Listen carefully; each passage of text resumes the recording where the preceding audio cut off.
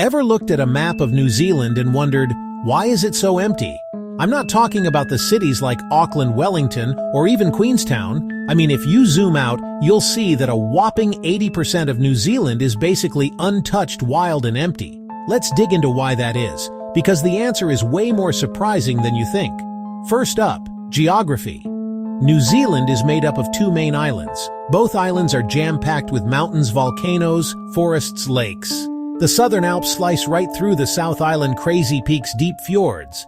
Building cities here? Forget about it. Honestly, some places are so rugged even sheep don't bother. But geography is just the start. Next, let's talk about population. There's only about 5 million people in the whole country.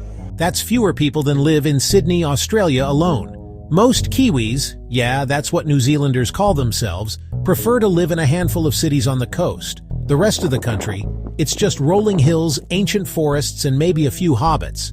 Which brings me to another reason: history.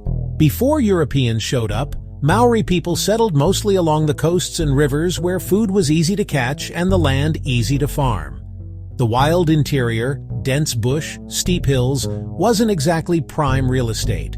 When Europeans arrived, they stuck to the same logic: settle the easy spots, skip the tough stuff. But here's the kicker: New Zealanders actually like it this way. There's a real pride in keeping nature wild and protected. Over 30% of the land is set aside as national parks and reserves. You won't see highways slicing through the heart of the wilderness or high-rises popping up on every coastline.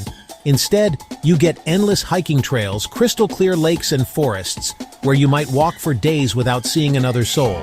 It's kind of magical. And let's not forget the practical side. Building out roads, power lines, and internet to super remote places, super expensive. So, most people just stay where the job, schools, and coffee shops are. The rest stays empty. And honestly, that's part of the charm. So next time someone asks why 80% of New Zealand is empty, you'll know. It's a mix of wild landscapes, a small population, deep history, and a national love for nature. In a world that's getting more crowded by the day, maybe that emptiness isn't a bug. It's a feature. And honestly, who wouldn't want a little more wild in their life? Thanks for hanging out. Don't forget to like, subscribe, and maybe plan your next adventure down under. Catch you next time.